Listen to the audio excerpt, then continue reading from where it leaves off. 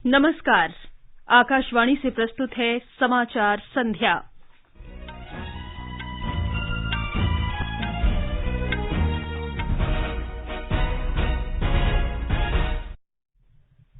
गृहमंत्री अमित शाह ने कहा, असम में अवैध प्रवास में महत्वपूर्ण गिरावट आई। उच्चतम न्यायालय ने केंद्र से कहा वो उसे कल तक बताए कि देशद्रोह कानून के संबंध में पुनर्विचार की प्रक्रिया पूरी होने तक भविष्य में देशद्रोह के मामलों के पंजीकरण को स्थगित रखे जाने के बारे में उसकी क्या राय है। भारत श्रीलंका के लोकतंत्र, स्थिरता और आर्थिक सुधार का पूरा समर्थन करता है। भारत ओमान संयुक्त आयोग की बैठक कल नई दिल्ली में होगी। राष्ट्रपति रामनाथ कोविंद ने नई दिल्ली में वीरता पुरस्कार प्रदान किए। सेनाध्यक्ष जनरल मनोज पांडे को परम विशिष्ट सेवा पदक दिया गया। सूचना और प्रसारण मंत्री अनुराग सिंह ठाकुर कई फिल्म हस्तियों के साथ 17 मई को कान फिल्मोत्सव में शामिल होंगे। सुप्रसिद्ध संतूर वादक और संगीतकार पंडित शिव कुमार शर्मा का मुंबई में पूरे राजकीय सम्मान के साथ कल दोपहर 3 बजे अंतिम संस्कार किया जाएगा। राष्ट्रीय आपदा मोचन बल ने भीषण चक्रवाती तूफान आसानी से निपटने के लिए पश्चिम बंगाल, उड़ीसा और आंध्र प्रदेश में 50 दल तैनात किए। भारत ने 18 वर्ष से अधिक आयु के लोगों को कोविड रोधी टीके लगाने का 87% कार्य पूरा किया। थाईलैंड में उबर कप बैडमिंटन प्रतियोगिता में भारतीय महिला टीम ने अमेरिका को हराकर क्वार्टर फाइनल में प्रवेश किया। और आईपीएल क्रिकेट में लखनऊ सुपर जायंट्स और गुजरात टाइटंस के बीच मुकाबला जारी।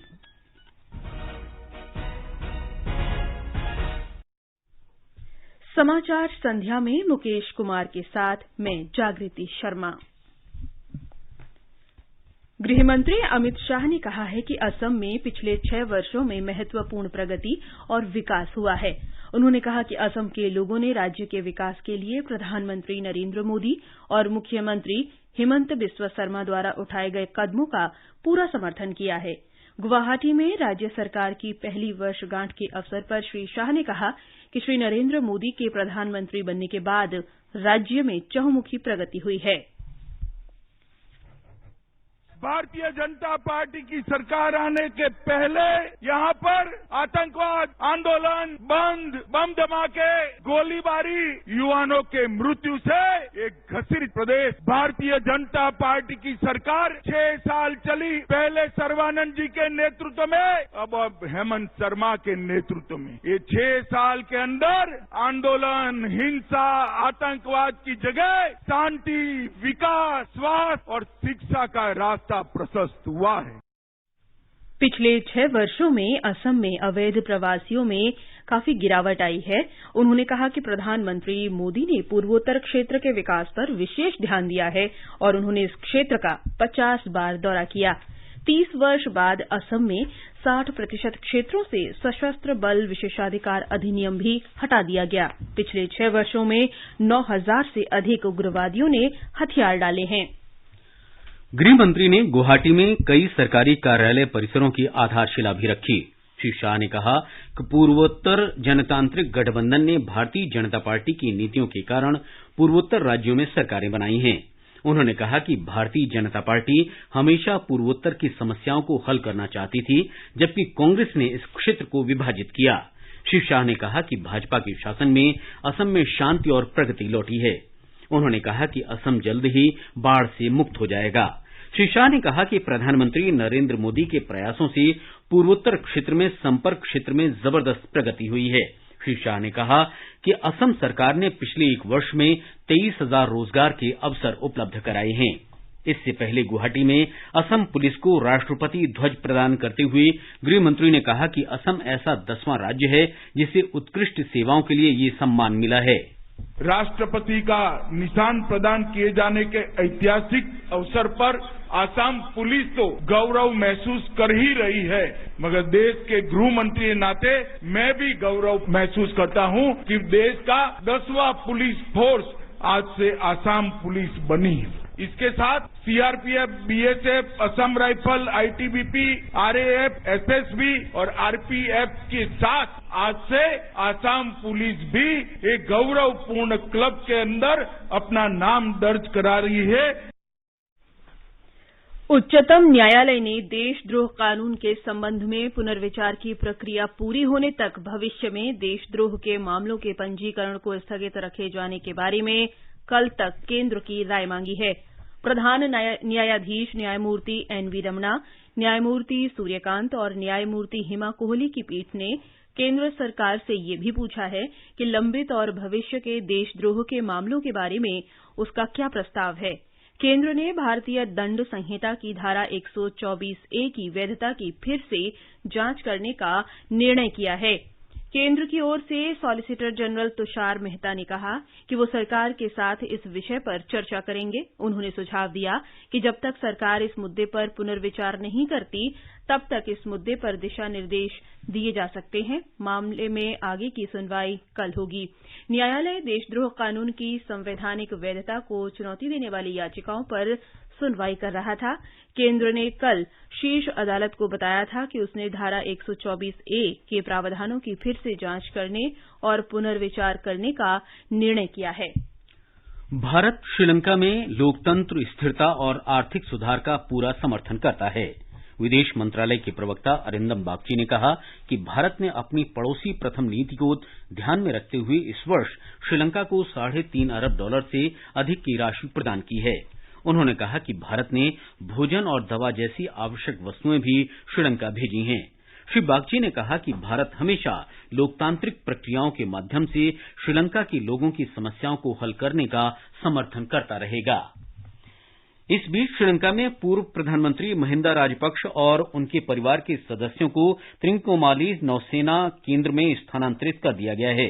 देश में हिंसक प्रदर्शनों के बाद एक दिन पहले उन्होंने इस्तीफा दिया था। प्रदर्शनों के कारण राष्ट्रव्यापी कर्फ्यू लगाना पड़ा था। डेली मिरर अखबार के अनुसार महिंदा राजपक्ष के त्रिंकोमाली नौसेना केंद्र में स्थानांतरित किए जाने की खबरों के साथ ही प्रदर्शनकारी एकत्र होना शुरू हो गए हैं। प्रधानमंत्री के इस्तीफा देने के बाद कल कोलंबो में हिंसक प्रदर्शनों के दौरान 7 लोग मारे गए और 200 घायल हो गए। उत्तर पश्चिम प्रांत में करूनेगाला स्थित महिंदा राजपक्ष के निवास में कल आग लगा दी गई थी।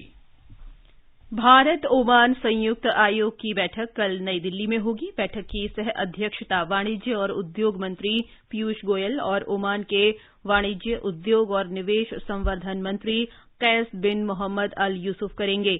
ओमान का एक उच्च स्तरीय प्रतिनिधिमंडल आज से भारत का दौरा कर रहा है। 48 सदस्यों के प्रतिनिधिमंडल में स्वास्थ्य, खनन, पर्यटन, दूरसंचार, ऊर्जा, नौवहन और रियल एस्टेट के विभिन्न क्षेत्रों के वरिष्ठ अधिकारी और व्यापार प्रतिनिधि शामिल हैं। ओमान के प्रतिनिधिमंडल की यात्रा ऐसे समय में हो रही है जब दोनों देशों के बीच द्विपक्षीय व्यापार वर्ष 2021-22 में 82% बढ़कर $9 अरब 94 करोड़ तक पहुंच गया है।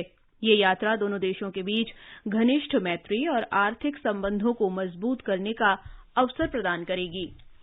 राष्ट्रपति रामनाथ कोविंद ने आज नई दिल्ली में राष्ट्रपति भवन में रक्षा अलंकरण समारोह 2022 में वीरता पुरस्कार प्रदान किए।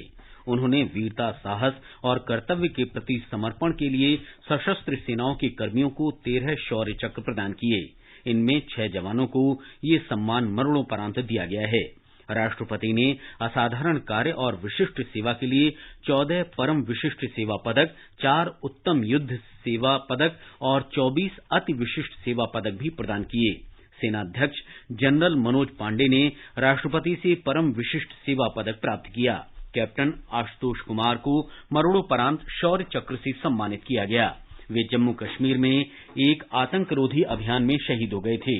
राष्ट्रीय राइफल्स के हवलदार अनिल तोमर, हवलदार पिंकू कुमार, हवलदार काशीराई बम्मनाल्ली, नायब सूबेदार श्रीजीत एम और सिपाही जसवंत रेड्डी को उनके वीरतापूर्ण कार्यों के लिए मरणोपरांत शौर्य चक्र से सम्मानित किया गया। समारोह में उपराष्ट्रपति एम वेंकैया नायडू, प्रधानमंत्री नरेंद्र मोदी, रक्षा मंत्री राजनाथ सिंह, विदेश मंत्री डॉक्टर सुब्रमण्यम जयशंकर और अन्य गणमान्य व्यक्ति उपस्थित थे। उपराष्ट्रपति और राज्यसभा सभापति एम वेंकैया नायडू ने कहा कि संसद को नए भारत के दृष्टिकोण को आकार देने के लिए एक प्रभावी साधन होना चाहिए। राज्यसभा दिवस के अवसर पर श्री नायडू ने सभी सांसदों से अनुशासन का पालन करने, समर्पण की भावना दिखाने और सदन की कार्यवाही के दौरान समय का पाबंद रहने, नियमित और सतर्क रहने की अपील की। उन्होंने संसद सदस्यों से भारतीय संविधान के निर्माताओं की अपेक्षाओं पर खरा उतरने का आह्वान किया। नागरिक उड्डयन मंत्री ज्योतिरादित्य सिंधिया ने वर्ष 2030 तक भारत को ड्रोन निर्माण का केंद्र बनाने के लिए नवाचार की आवश्यकता पर बल दिया है। नीति आयोग के एक कार्यक्रम में उन्होंने कहा कि हमें ड्रोन के क्षेत्र में बौद्धिक संपदा तैयार करने के लिए कार्य करना चाहिए। श्री सिंधिया ने कहा कि ड्रोन उद्योग में भारत को मजबूत बनाने के लिए हार्डवेयर के साथ साथ सॉफ्टवेयर पर भी काम करने की जरूरत है। उन्होंने कहा कि सरकार की ड्रोन शक्ति पहल विभिन्न उद्योगों में ड्रोन के वाणिज्यिक उपयोग में सहायता करेगी। उन्होंने विश्वास व्यक्त किया कि किसान ड्रोन पहल फसलों के निर्धारण, कीटनाशकों और दवाओं के छिड़काव के साथ ही भूमि से जुड़े दस्तावेजों का रिकॉर्ड रखने में महत्वपूर्ण भूमिका निभाएगी। श्री सिंधिया ने कहा कि केंद्र सरकार देश में ड्रोन को बढ़ावा देने के लिए नीति और प्रोत्साहन योजनाओं पर कार्य कर रही है। 3 पहियों के आधार पर इस क्षेत्र को हम आगे ले जा रहे हैं। पहला पहिया है पॉलिसी का, और आप लोग ने स्वयं देखा है कि किस तीव्र गति से क्रियान्वयन हम लोग पॉलिसी के कर रहे हैं। उसी के साथ दूसरा पहिया है इंसेंटिव क्रिएट करने के लिए, और पीएलआई स्कीम जो प्रधानमंत्री जी के नेतृत्व में हम लोग ने क्रियान्वयन किया है, उससे मैन्युफैक्चरिंग को भी और सर्विसेज को एक नया प्रोत्साहन मिलेगा। और तीसरा पहिया है स्वतः डिमांड क्रिएट करना, और भारत सरकार के 12 मिनिस्ट्रीज ने वो डिमांड क्रिएट करने की कोशिश की है। ये समाचार हमारी वेबसाइट newsonair.com/hindi और हमारे mobile app news on AIR पर भी उपलब्ध हैं। क्या आप कॉम्पिटिटिव एग्जाम की तैयारी कर रहे हैं? ऑल इंडिया रेडियो के प्रोग्राम अभ्यास में हमारे विशेषज्ञ आपके सवालों का देंगे जवाब। शनिवार रात 9:30 बजे FM गोल्ड पर। इस बार का विषय है इंडियन हिस्ट्री और हमारे एक्सपर्ट हैं डॉक्टर मलय नीरव। प्रश्न भेजने की अंतिम तारीख है 11 मई। आप इससे जुड़े सवाल व्हाट्सएप करें 9289094044 पर, या सवाल ईमेल भी कर सकते हैं abhyas.airnews@gmail.com पर। आपका अभ्यास हमारा प्रयास। समाचार संध्या में आपका फिर स्वागत है। आगे बढ़ने से पहले मुख्य समाचारों पर एक नजर। गृहमंत्री अमित शाह ने कहा, असम में अवैध प्रवास में महत्वपूर्ण गिरावट आई। उच्चतम न्यायालय ने केंद्र से कहा, देशद्रोह कानून के संबंध में पुनर्विचार की प्रक्रिया पूरी होने तक भविष्य में देशद्रोह के मामलों के पंजीकरण को स्थगित रखने के बारे में अपनी राय कल तक बताए। भारत श्रीलंका की लोकतंत्र, स्थिरता और आर्थिक सुधार का पूरा समर्थन करता है। भारत ओमान संयुक्त आयोग की बैठक कल नई दिल्ली में होगी। राष्ट्रपति रामनाथ कोविंद ने नई दिल्ली में वीरता पुरस्कार प्रदान किए। सेनाध्यक्ष जनरल मनोज पांडे को परम विशिष्ट सेवा पदक दिया गया। सूचना और प्रसारण मंत्री अनुराग सिंह ठाकुर कई फिल्म हस्तियों के साथ 17 अप्रैल को कान फिल्म महोत्सव में शामिल होंगे। सुप्रसिद्ध संतूर वादक और संगीतकार पंडित शिव कुमार शर्मा का मुंबई में पूरे राजकीय सम्मान के साथ कल दोपहर 3 बजे अंतिम संस्कार किया जाएगा। राष्ट्रीय आपदा मोचन बल ने भीषण चक्रवाती तूफान आसानी से निपटने के लिए पश्चिम बंगाल, उड़ीसा और आंध्र प्रदेश में 50 दल तैनात किए। भारत ने 18 वर्ष से अधिक आयु वर्ग के लोगों को कोविड टीके लगाने का 87% कार्य पूरा किया। और थाईलैंड में उबर कप बैडमिंटन प्रतियोगिता में भारतीय महिला टीम ने अंबिका को हराकर क्वार्टर फाइनल में प्रवेश किया। और आईपीएल क्रिकेट में लखनऊ सुपर जायंट्स और गुजरात टाइटंस के बीच मुकाबला जारी। सुप्रसिद्ध संतूर वादक और संगीतकार पंडित शिव कुमार शर्मा का आज सुबह मुंबई में दिल का दौरा पड़ने से निधन हो गया। वे 84 वर्ष के थे और पिछले 6 महीने से अस्वस्थ थे। उन्हें वर्ष 1986 में संगीत नाटक अकादमी पुरस्कार, 1991 में पद्मश्री और 2001 में पद्म विभूषण पुरस्कार से सम्मानित किया गया था।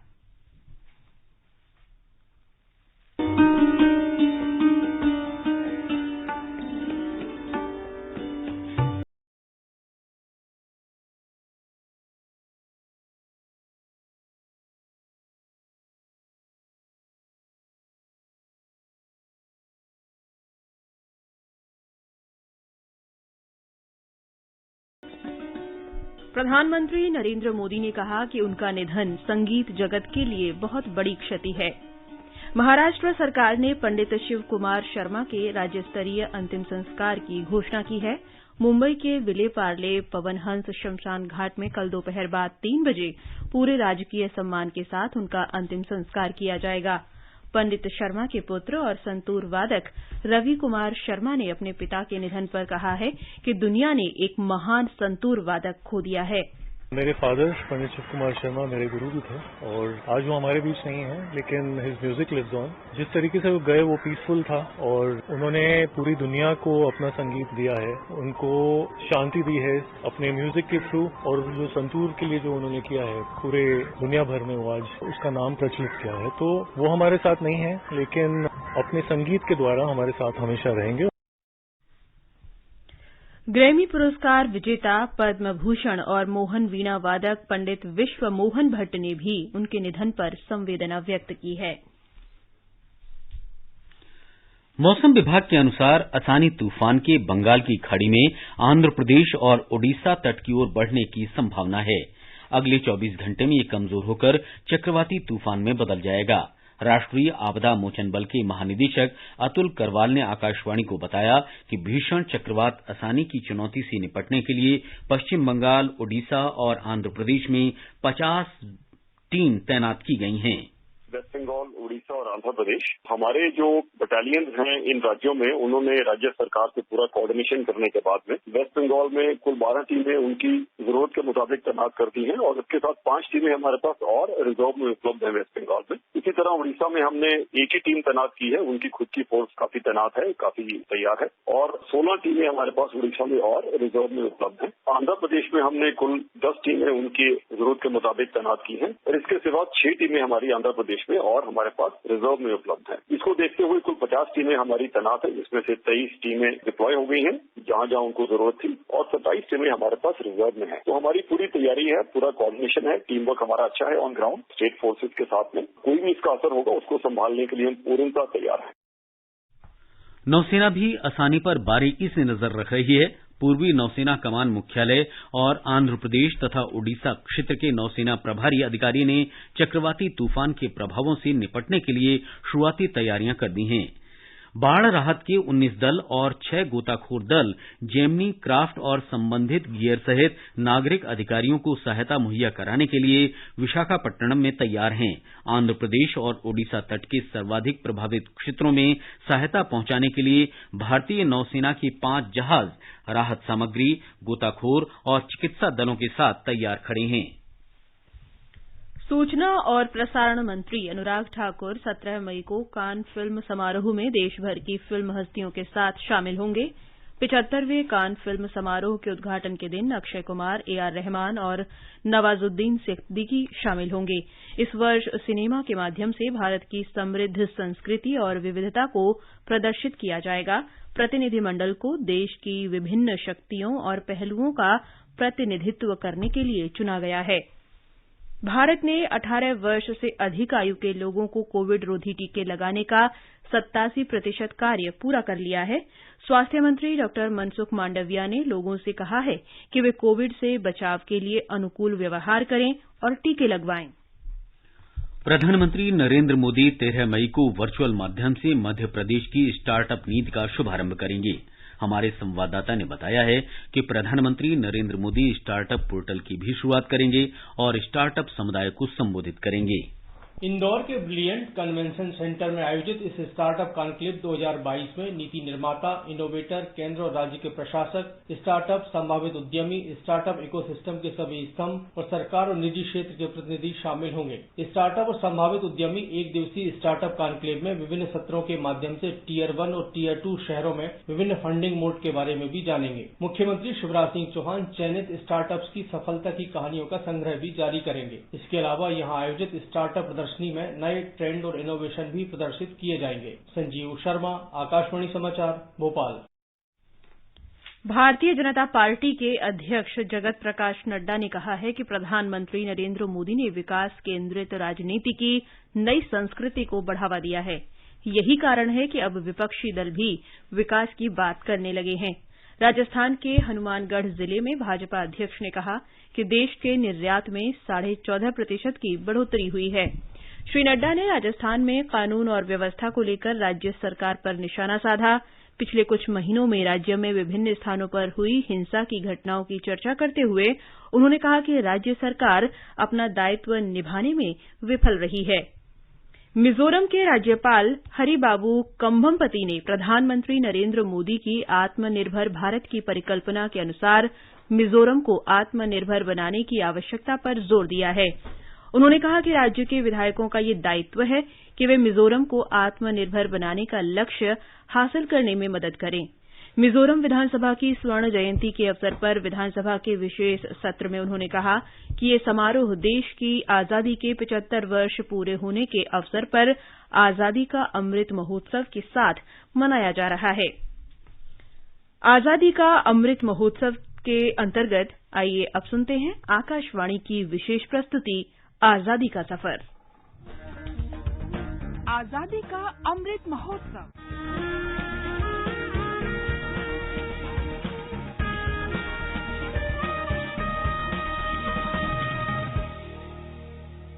आजादी का सफर आकाशवाणी के संग भारत का शानदार स्वाधीनता संघर्ष आधुनिक विश्व के महानतम संघर्षों में से एक है। आकाशवाणी से हम आपके लिए प्रतिदिन ला रहे हैं इस शानदार संघर्ष की एक झलक।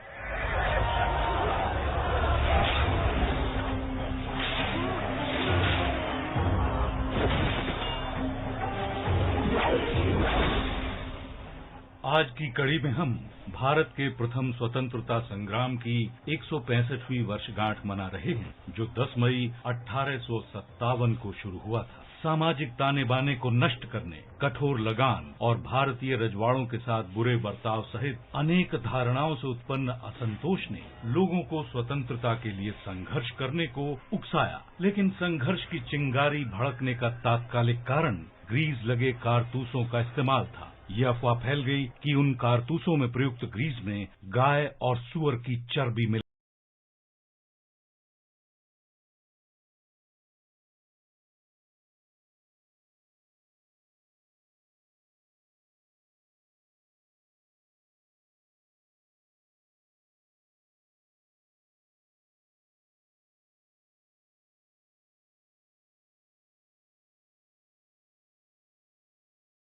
मेरठ में मई 1857 में तीसरी रेजिमेंट के 85 सिपाहियों ने चर्बी लगे इन कारतूसों का इस्तेमाल करने से मना कर दिया। इसकी वजह से उनका कोर्ट मार्शल किया गया और लंबे कारावास की सजा सुनाई गई।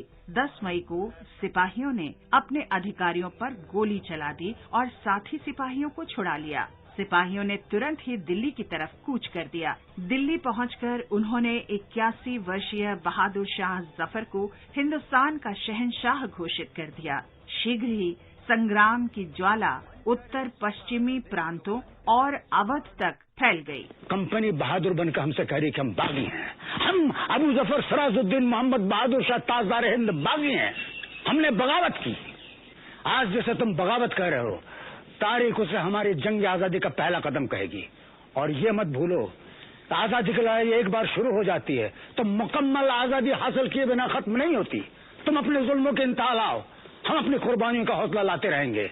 इसलिए अबू जफर की शिकस्त हिंदुस्तान की शिकस्त मत समझ लेना। दिल्ली हाथ से निकलना अंग्रेजों की प्रतिष्ठा के लिए बड़ा नुकसान था। जल्द ही स्वतंत्रता संग्राम की आग पूरे उत्तरी और मध्य भारत में फैलती गई। दिल्ली में बहादुर शाह जफर, लखनऊ में बेगम हजरत महल, कानपुर में नाना साहेब, झांसी और ग्वालियर में लक्ष्मीबाई और तात्या टोपे, बरेली में खान बहादुर खान, प्रयागराज और वाराणसी में मौलवी लियाकत अली और बिहार में कुंवर सिंह प्रथम स्वतंत्रता संग्राम के प्रमुख नेता थे। ईस्ट इंडिया कंपनी ने भी तेजी से कार्रवाई की। सेना की सहायता से सितंबर के अंत तक दिल्ली पर दोबारा कब्जा कर लिया गया। लेकिन स्वतंत्रता संग्राम को पूरी तरह से दबाने में अंग्रेजों को लगभग 1 वर्ष लगा। 20 जून 1858 को ग्वालियर में स्वतंत्रता सेनानियों की पराजय के बाद ही स्वतंत्रता की उस आग पर पूरी तरह से काबू पाया जा सका।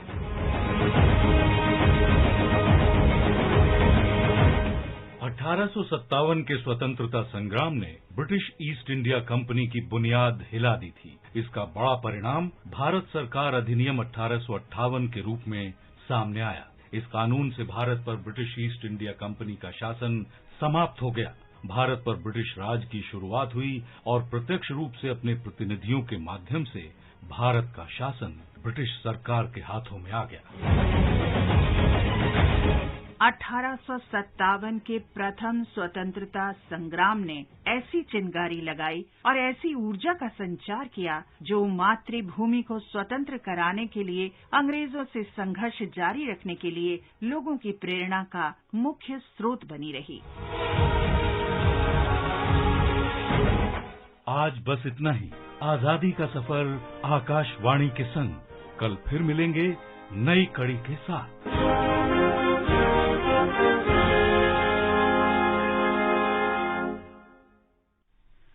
केंद्र शासित प्रदेश जम्मू कश्मीर में अनंतनाग जिले में आज शाम एक मुठभेड़ में सुरक्षा बलों ने 2 आतंकवादियों को मार गिराया। मारे गए आतंकियों की पहचान की जा रही है। आकाशवाणी से बातचीत में जम्मू कश्मीर के पुलिस महानिदेशक दिलबाग सिंह ने बताया कि ऑपरेशन अभी जारी है।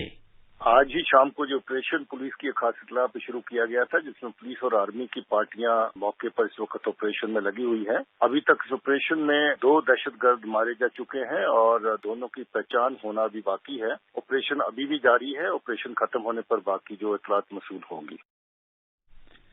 जम्मू कश्मीर में कुलगाम जिला प्रशासन बड़े पैमाने पर जैविक खेती को बढ़ावा दे रहा है। इससे लोग सुरक्षित, स्वस्थ और रसायन तथा कीटनाशक मुक्त खाद्य पदार्थों का उपयोग कर सकेंगे। प्रशासन ने पिछले वर्ष वानीगुंड में एक जैविक सब्जी समुदाय की स्थापना की। गांव में रहने वाले 200 से अधिक किसान पूरे वर्ष सब्जी की खेती करते हैं। आकाशवाणी समाचार से विशेष बातचीत में कुलगाम के जिला अधिकारी बिलाल मुहिद्दीन ने कहा कि वे वाणिज्य और उद्योग मंत्रालय की पहल पर एक जिला एक उत्पाद के अंतर्गत मसालों और अचारों को भी बढ़ावा दे रहे हैं। अप्रैल महीने में कोयले के उत्पादन में पिछले वर्ष की इसी अवधि की तुलना में 29% की वृद्धि दर्ज की गई। अप्रैल में कोयले का उत्पादन 6 करोड़ 60 लाख टन से अधिक दर्ज किया गया। कोयला मंत्रालय ने कहा है कि वर्ष 2020 की तुलना में इस वर्ष अप्रैल में कोयले की खेप 65.62 मीट्रिक टन से 71.30 मीट्रिक टन हो गई है। भारतीय महिला टीम ने ओबर कप बैडमिंटन टूर्नामेंट के ग्रुप डी में अमेरिका को 4-1 से हराकर क्वार्टर फाइनल में प्रवेश कर लिया है। थाईलैंड के बैंकॉक में पीवी सिंधु ने जेनी गई को, आकर्षि कश्यप ने ईस्टर शी को और अश्मिता चलिहा ने नताली ची को हराया। आईपीएल क्रिकेट में पुणे में लखनऊ सुपर जायंट्स का सामना गुजरात टाइटंस से होगा। गुजरात ने ताजा समाचार मिलने तक 10 ओवर में 3 विकेट पर 59 रन बना लिए हैं। अंत में मुख्य समाचार एक बार फिर। गृह मंत्री अमित शाह ने कहा, असम में अवैध प्रवास में महत्वपूर्ण गिरावट आई। उच्चतम न्यायालय ने केंद्र से कहा, देशद्रोह कानून के संबंध में पुनर्विचार की प्रक्रिया पूरी होने तक भविष्य में देशद्रोह के मामलों के पंजीकरण को स्थगित रखने के बारे में अपनी राय कल तक बताए। भारत श्रीलंका के लोकतंत्र, स्थिरता और आर्थिक सुधार का पूरा समर्थन करता है। भारत ओमान संयुक्त आयोग की बैठक कल नई दिल्ली में होगी। राष्ट्रपति रामनाथ कोविंद ने नई दिल्ली में वीरता पुरस्कार प्रदान किए। सेनाध्यक्ष जनरल मनोज पांडे को परम विशिष्ट सेवा पदक दिया गया। सूचना और प्रसारण मंत्री अनुराग सिंह ठाकुर कई फिल्म हस्तियों के साथ 17 मई को कान फिल्मोत्सव में शामिल होंगे। सुप्रसिद्ध संतूर वादक और संगीतकार पंडित शिव कुमार शर्मा का मुंबई में पूरे राजकीय सम्मान के साथ कल दोपहर 3 बजे अंतिम संस्कार किया जाएगा।